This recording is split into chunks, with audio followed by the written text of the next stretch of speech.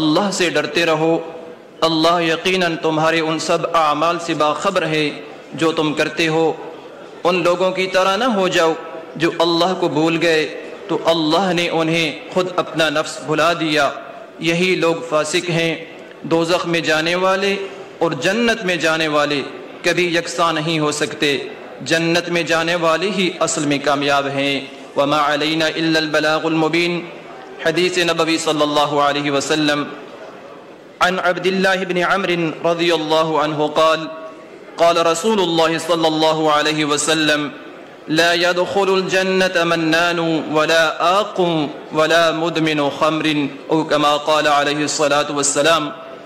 حضرت عبداللہ بن عمرو سے روایت ہے کہ رسول کریم خاتم النبیین صلی اللہ علیہ وسلم نے فرمایا، احسان جتلانے والا، ماں باپ کی نافرمانی کرنے والا اور ہمیشہ شراب پینے والا جنت میں داخل نہیں ہوگا۔ وآخر دعوانا ان الحمد للہ رب العالمین۔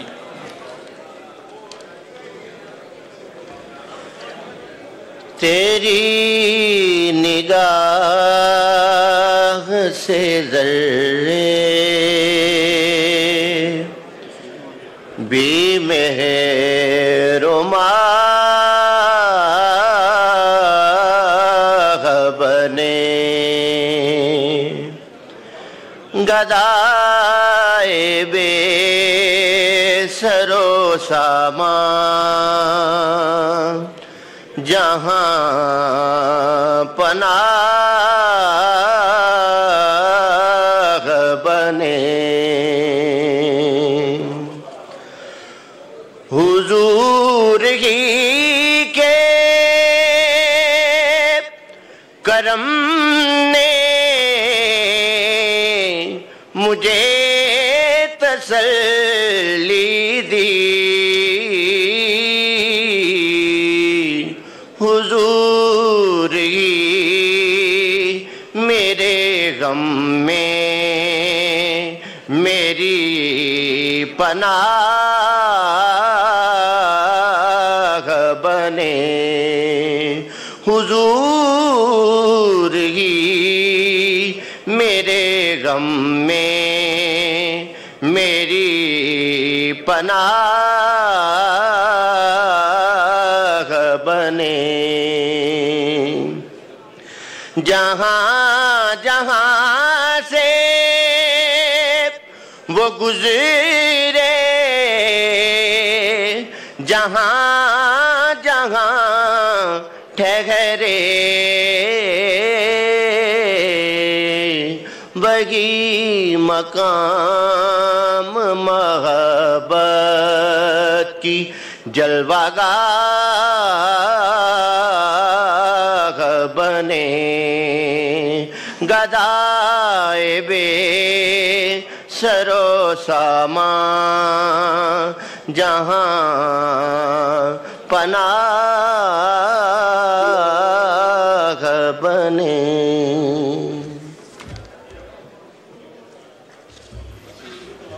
اعوذ باللہ من الشیطان الرجیم، بسم اللہ الرحمن الرحیم۔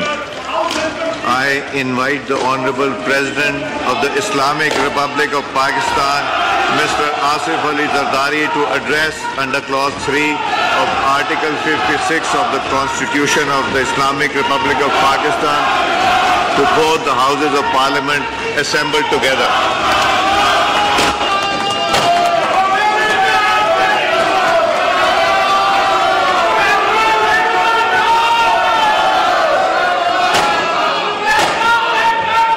بسم اللہ الرحمن الرحیم۔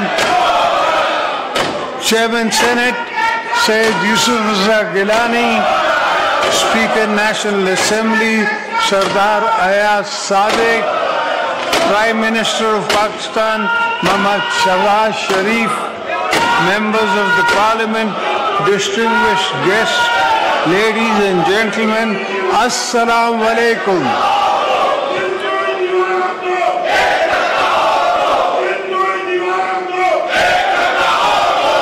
It is my singular privilege as your civilian president to address for the 8th time the August House at the beginning of another parliamentary year. This moment marks not only the continuation of our democratic journey, but also provides us with an opportunity to review our progress and reaffirm our commitment to building a better future for Pakistan.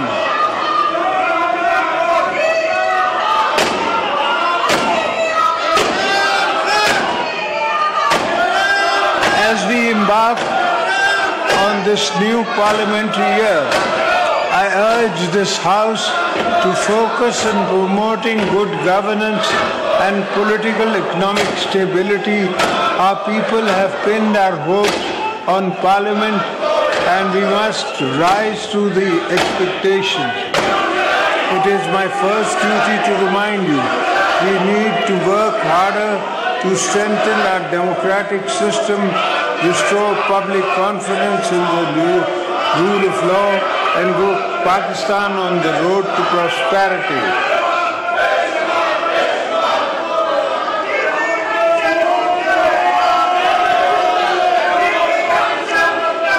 I would like to appreciate the government's efforts putting the country on a positive path to economic growth. Our foreign exchange reserves have witnessed a surge. There was a substantial increase in foreign direct investment, and the stock market also surged to a historic high.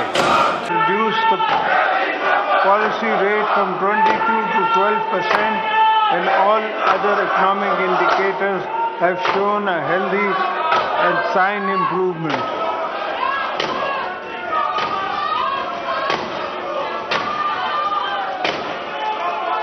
Honorable members, you are aware the population dynamics of our country have changed. A combination of factors present challenges.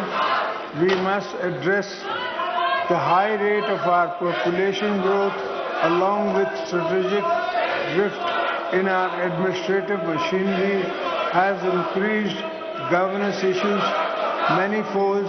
It is my considered opinion that this House should take this responsibility seriously and play its role in and reset our governance and service delivery outcomes.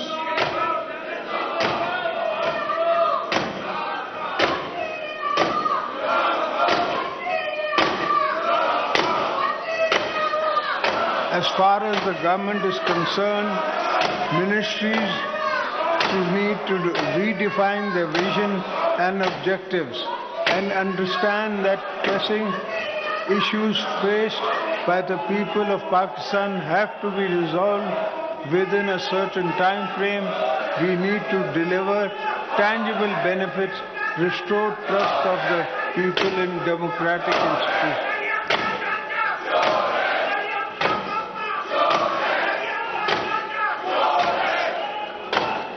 Democracy needs and give and take. And what better place to work of collective goals than this Parliament? As elected representatives, your function is role models for the nation. As you go about your parliamentary business, think beyond narrow goals. Think of the unity and consensus our country so desperately needs.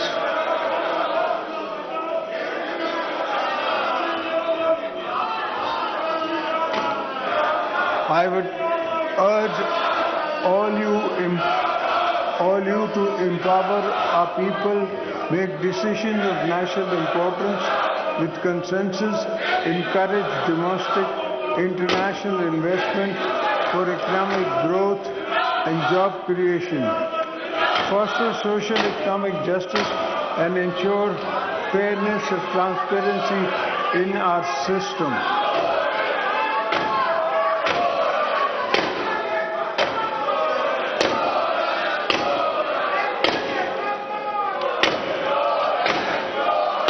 Chairman Senate, Mr. Speaker, for our country to prosper, it must build equitable.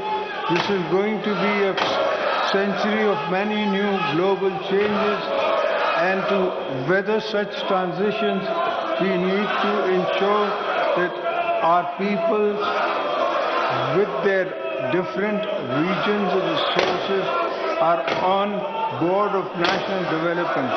It is my firm belief that a strong Pakistan is one where fruits of progress and development are equally shared by all its provinces and citizens.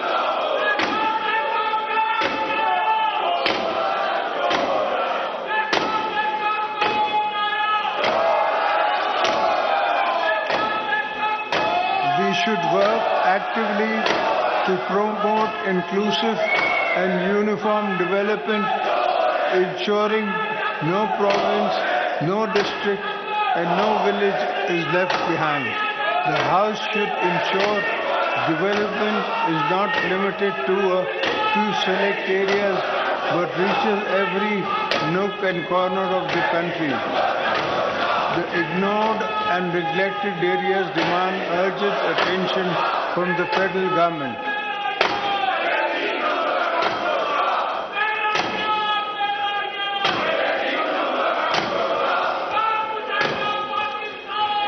We also need investments in infrastructure, education, healthcare, and economic opportunities to address the sense of deprivation.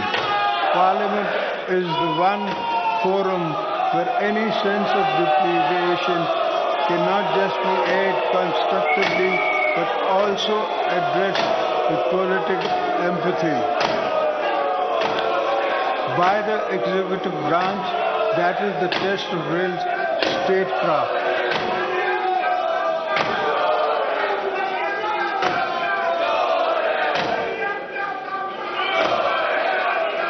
In this regard, improving our taxation system is essential to moving forward as a country. We must reform and our tax net, not overburdening those who already contribute, but by ensuring that every eligible taxpayer participates in nation building.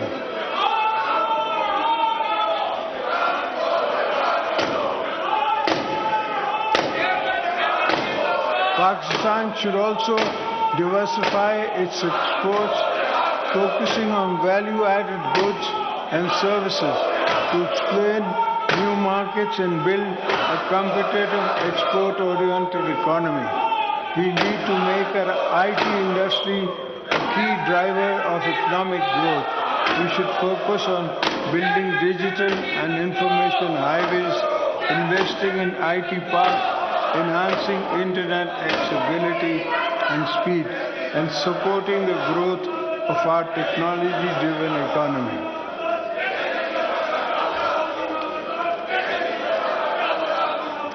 Equally important is the sustained support of small and medium enterprises. We must ensure access to credit, address procedural bureaucratic hurdles, and create policies that promote youth-led businesses. Our young people should be encouraged to enter businesses good through SMEs-focused programs, skill development initiatives, and accessible loan schemes.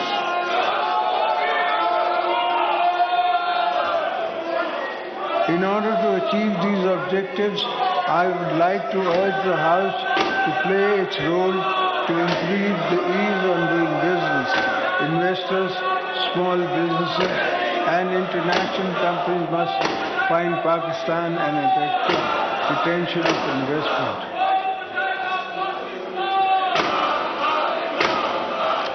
Honorable members, today the common man, the laborers, and the salaried class are facing serious economic hardships.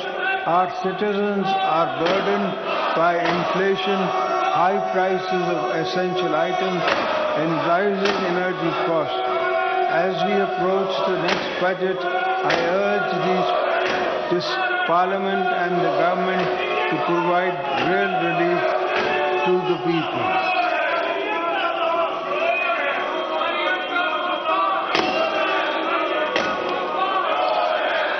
The government should take measures to forthcome budgets to increase salaries, pension, reduce income taxes on salary class, lower energy costs, which would help reduce financial burden on them. At the same time, we should avoid downsizing jobs cuts. Instead of our focus should be on creating jobs and utilizing trained manpower productively.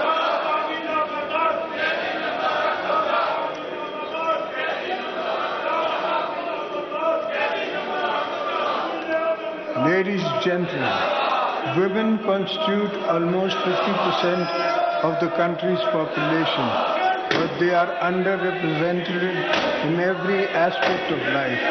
It is essential to empower them for enhancing their representation in various sectors.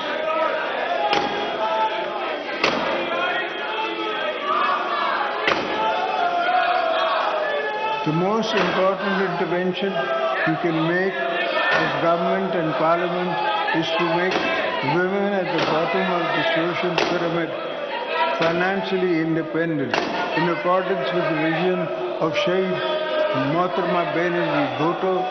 The Banerjee Income Support Program (BISP) remains a crucial lifeline of millions of families. Its reach must be expanded and cash transfers should be further enhanced.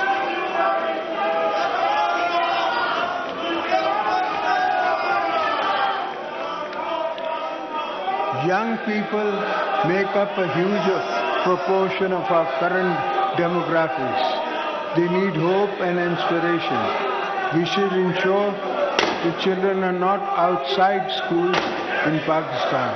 Promoting higher education, enhancing research in the universities should be a fundamental priority for creating a knowledge-based economy.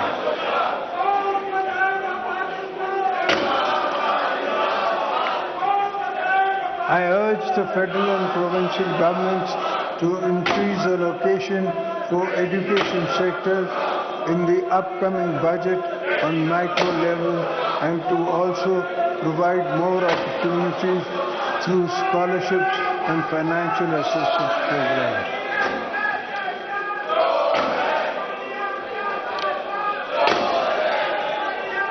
This is also the moment for us to reflect on how we can enhance access to quality health care, all our citizens, reduce worrying incidents of malnutrition and polio vaccination in many children. Emphasis should be laid on primary health care.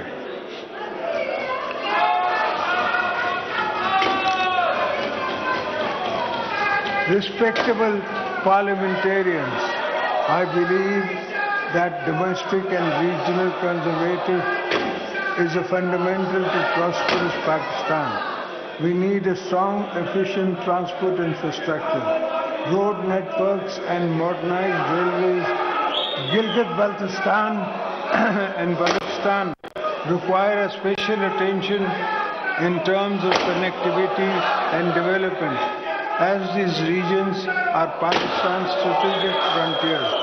They are vital to our national economy. This will not only lower poverty, but also stimulate the economy with the new job skills and markets.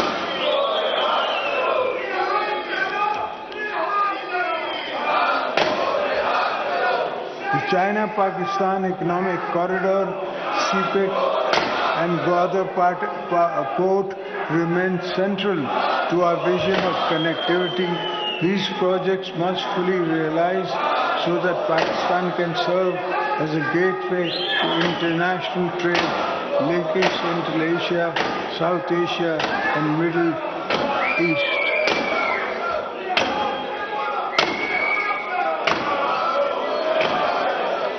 At this point, I would like to take this opportunity to urge the federal and provincial governments to strengthen agriculture sector, ensure sustainable water management, bring coordination and agencies to the urgent task of managing the growing threats of climate change.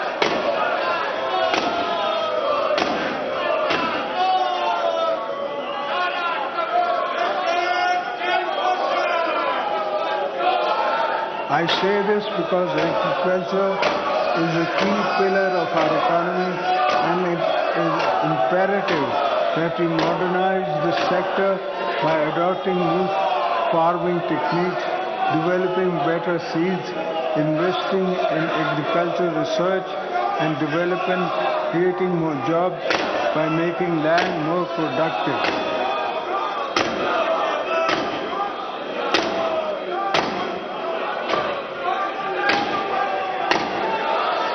In order to improve our productivity, increase livestock yield and expand food exports, our farmers must be equipped with modern tools. We must aim for stability and self-sufficiency in food production. We need to focus on greater water availability and its efficient use. We must work towards innovative solutions such as bringing water from Tajikistan to Balochistan, upgrading irrigation systems, and utilizing new technologies to conserve and distribute water.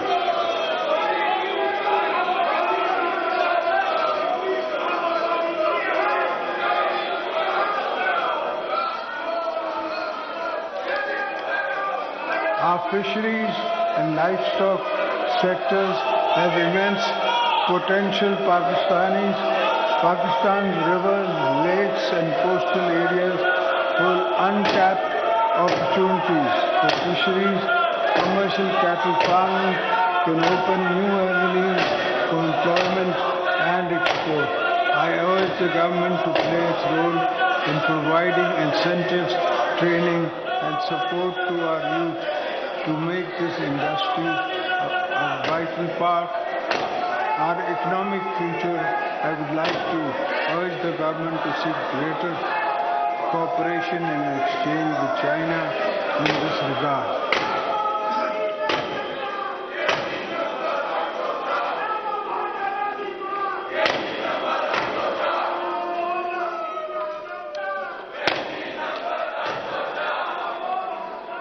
You are aware that Pakistan is one of the countries most impacted by climate change. We should focus on restoring biodiversity, adaptive strategies on the food and water security nexus, and preservation of the economic system.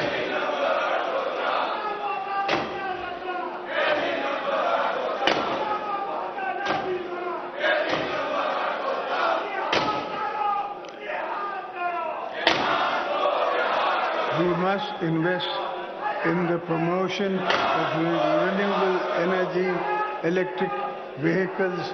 We must also focus on recharging our wetlands and rivers so that they emerge pollution-free, and because once again, the lifeline for livelihood and rich marine ecosystem.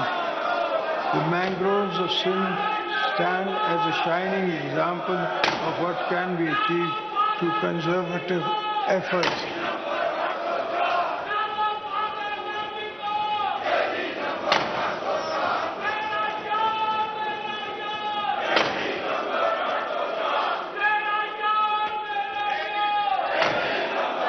I am glad to share that in Sindh we have planted 2 billion mangroves, which have also earned Sindh government a substantial finance through carbon credits. We should replicate this model protectively and benefit it from the international carbon credit market.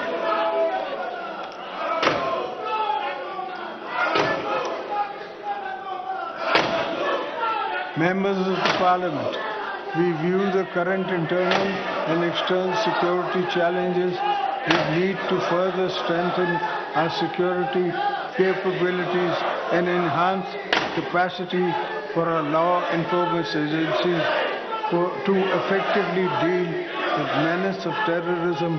Parliament needs to play a role in building a consensus to tackle extremist ideologies as well as militancy that supports such violence.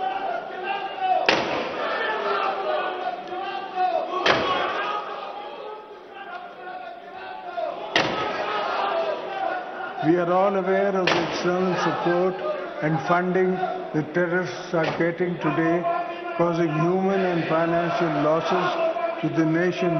We must unite to ensure that the challenges don't gather more momentum, because already thousands of our security forces have sacrificed their lives in the fight against terrorism, and we cannot allow resurgence again.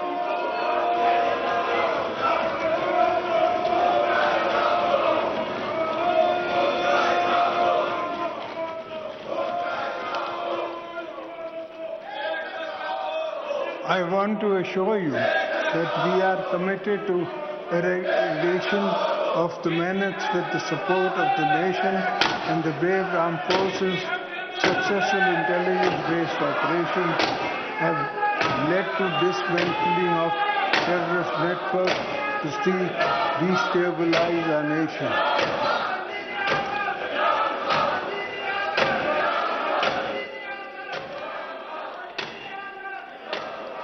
The entire nation is proud of its security forces and pays rich tribute to their bravery and dedication and countless sacrifices they have made in the service to the country.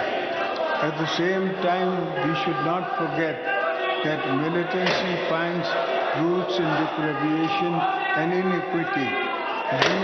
So we must focus on the development and regions most affected by terrorism and create employment.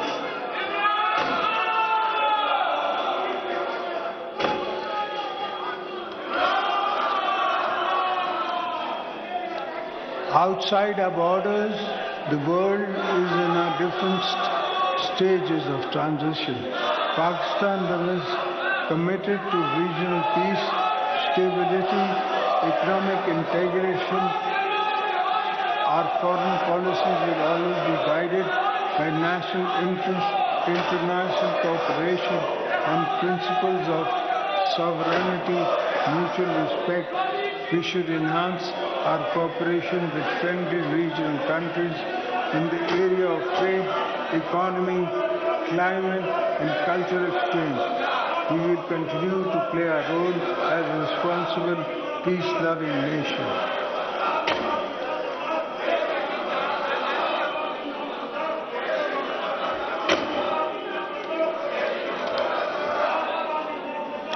Our time-tested relationship with China remains a cornerstone to our diplomacy.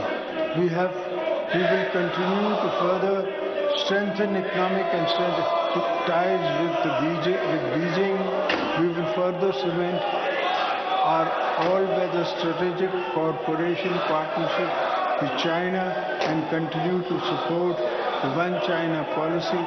During my recent visit to China, I had a fruitful discussions with Chinese leadership while inviting them to make more investments in CPEC to improve regional and economic integration.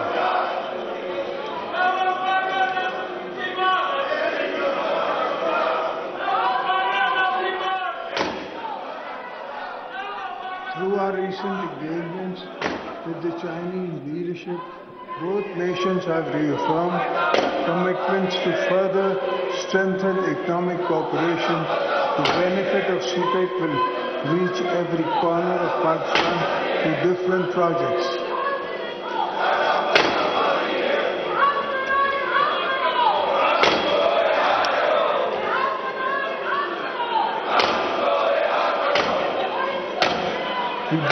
appreciate the support of our trusted friend, Saudi Arabia, the United Arab Emirates, Turkey, and others who have stood by us in times of economic challenges.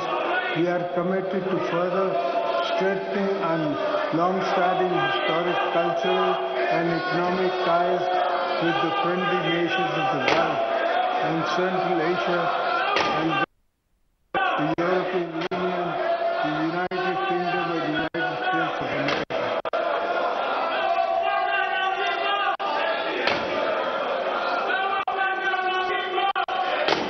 The recent successful counter-terrorism cooperation between the US and Pakistan is encouraging, and the two countries should build on this success to renew and enhance cooperation for joint goals.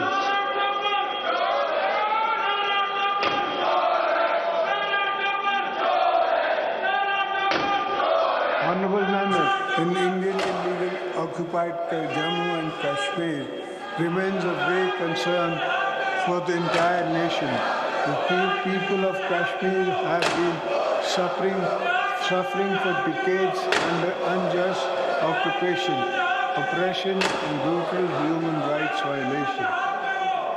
By the success of Indian regimes, Pakistan will always stand by them in the struggle of self-determination.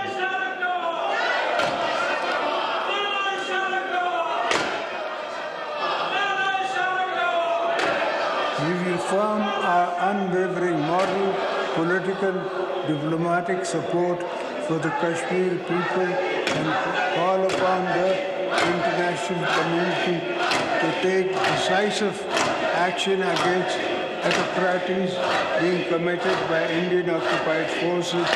The voice of oppression will not be silenced. Pakistan will continue to raise this issue. Pakistan will continue to raise this issue at every international forum.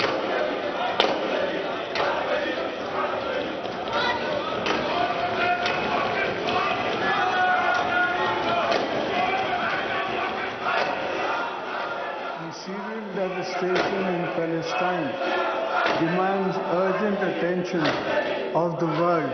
The Palestinian people continue to endure violence, displacement, ethnic cleansing, and oppression at the hands of Israel's security forces.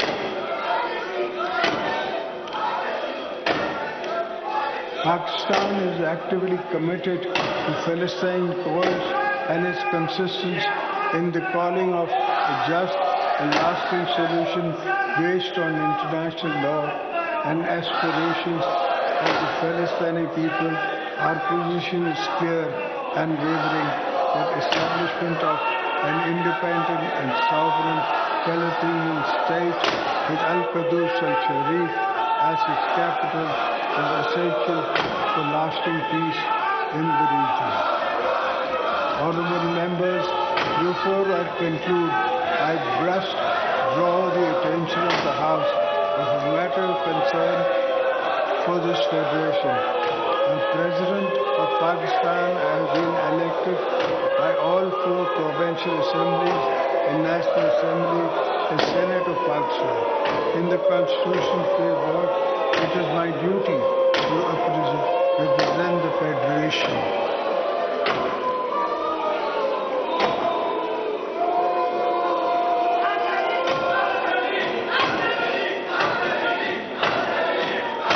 Most challenging and circumstances when my wife Shaheed Mohtama Benazir Bhutto was assassinated, I was the one who chanted Pakistan Khape. For me, Pakistan always comes first.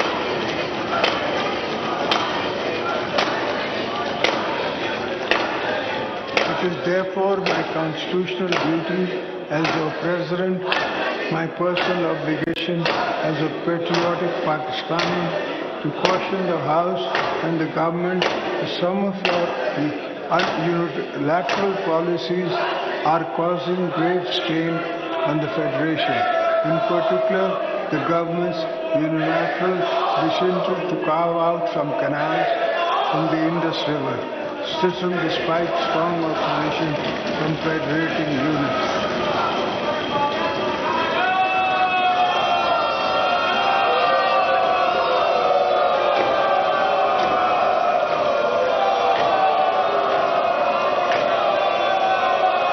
A proposal that I, as your president, cannot support.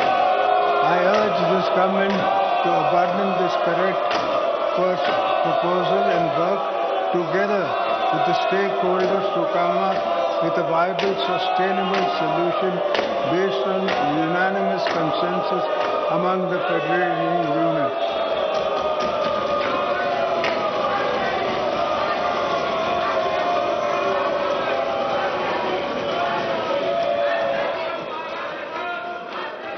In the end, I would like to again invite the attention of the House to fulfill the responsibilities entrusted to this Parliament and play its role in the nation building, strengthening institutions and improving governance.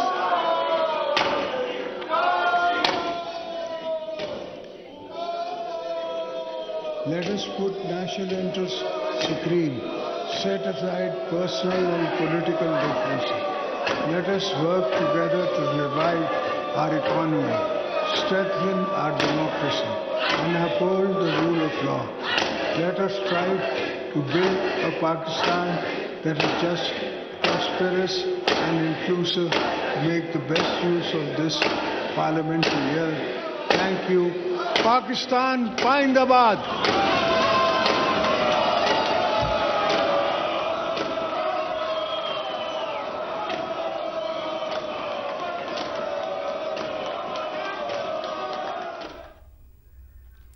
Parliament का मुश्तरका अजलास सदर मुमलिकत आसिफ जरदारी खिताब कर रहे थे। इसके दौरान आपको बताएं कि शोर शराबा भी जारी रहा, शदीद नारेबाजी भी की गई अपोजिशन की जानिब से। सदर के खिताब के दौरान अपोजिशन ने एहतजाज किया, हमें पाकिस्तान के बेहतर मुस्तकबिल के लिए काम करना है। आसिफ जरदारी ने यह भी कहा अपने खिताब में कि गुड गवर्नेंस और सियासी इस्तेहकाम को फ़रोग देना होगा।